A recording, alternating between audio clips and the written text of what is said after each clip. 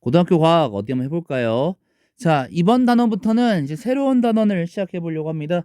그 전까지는 힘이 작용하면 이래. 1이 작용하면 1은 어떤 거야? 에너지는 어떤 거야?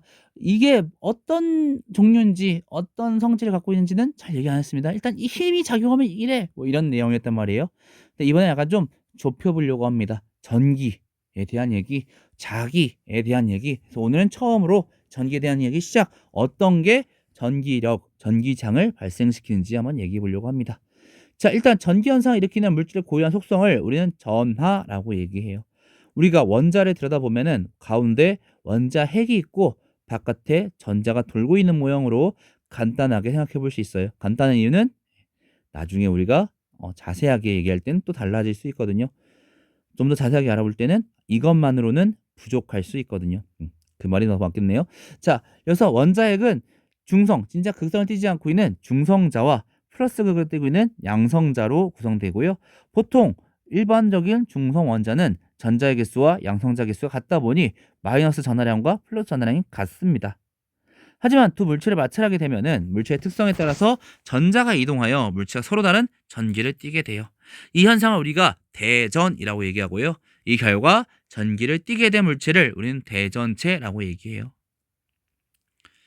자, 전기력, 전기 현상이라는 건 어떤 현상이냐? 대전체 사이에서 작용하는 상호작용하는 힘을 얘기합니다.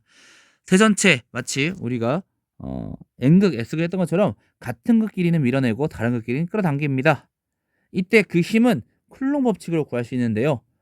그 전기력은 그 두 전하의 두 대전체, 정확히 말하면 전하죠.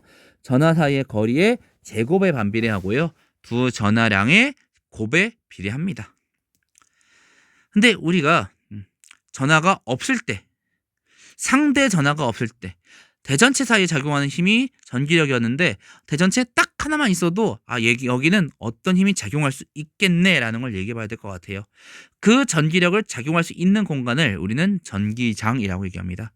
더욱더 우리 친구들이 알아듣기 좋게 얘기한다면 1쿨롱, 이 전하의 단위는 쿨롱이라는 단위를 쓰는데요. 1쿨롱의 양전하가 받는 전기력을 우리는 전기장이라고 얘기해요. 그래서 더 구하자면 만약에 어떤 전하가 놓여졌을 때 그 어떤 전하가 다른 전기장에 놓여졌을 때 받는 힘의 크기가 F라고 한다면 그 F를 원래 우리가 놓은 그 전하의 전하량 Q로 나눠준 값이 전기장의 세기가 되겠어요. 이 전기장도 전기력선으로 나타낼 수 있는데 전기력선이 빽빽한 공간이 전기력이 센 공간, 그리고 듬성듬성한 부분이 전기력이 약한 공간, 그리고 플러스 극에 나와서 마이너스 극으로 들어가네요. 왜? 1쿨롱의 양전하를 놓게 되면은 그 방향으로 전기력을 받으며 이동할 테니까요. 자, 여기서 우리가 앞에서도 계속 하고 싶었던 얘기 있죠? 에너지. 이번엔 전기적 위치 에너지를 한번 얘기해 보려고 해요. 전기적 위치 에너지 마찬가지입니다.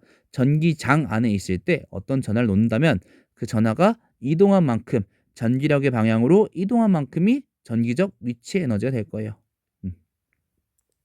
그때 일회항은 역시 힘 곱하기 이동 거리가 되겠고요. 그래서 힘은 전기장 곱하기 전하량이죠. QED라고 우리가 쓸 수 있겠고요. D는 거리. 이걸 우리가 전기적 위치 에너지라고 할 수 있을 거예요. 하지만 우리가 또 궁금한 것은 만약에 우리가 놓을 전하가 없어도 이 전기장 안에서는 어떤 식으로 전하가 위치 에너지를 갖게 될까요?를 궁금해야 하거든요. 그걸 우리가 전위라고 얘기합니다. 단위 플러스 전하, 그러니까 즉 1쿨롱의 플러스 전하 갖는 전기적 위치 에너지를 얘기합니다. 이 전기장에는 이 플러스 1쿨롱 전하가 녹여지게 되면 이런 식으로 위치 에너지를 갖게 되겠구나. 우리가 이걸 전위라고 얘기하고요.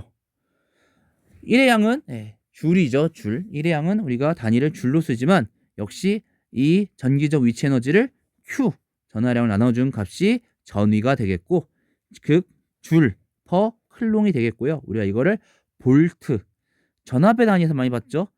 볼트로도 많이 씁니다.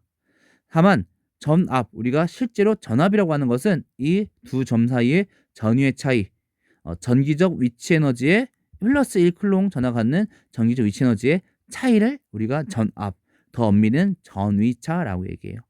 즉 전하에 작용하는 전기력의 방향을 의미하고요. 우리가 전류가 흘러요. 어떻게 움직여요. 전기력이 어떻게 방향이 돼 이루어져요. 네, 위치 에너지가 낮아지는 방향으로 이 음, 어, 낮아지는 방향으로 전압이 전위차가 생기게 됩니다. 자, 오늘 얘기는 여기까지입니다. 전기 조금 이제 시작인데 역시 좀 쉽지 않죠. 다음 시간에 이제 회로 얘기하면 전류, 전압 이런 얘기들을 좀 더 배우다 보면 얘가 내가 배웠던 이거구나 좀 더 잘 와닿을 것 같아요. 오늘 조금 혼용된 좀 헷갈릴 수 있는 단어들이 좀 있습니다. 전기장, 전기력, 전기적 위치 에너지, 전위, 전위차. 다시 한번 개념들을 잘 정리해 보시고요. 다음 시간에 회로 얘기하면서 전압, 전류, 저항 이런 얘기들을 해보도록 하겠습니다. 오늘 너무나 고생하셨습니다. 우린 다음 시간에 뵙겠습니다. 고등학교 과학 다음엔 어디부터 볼까요?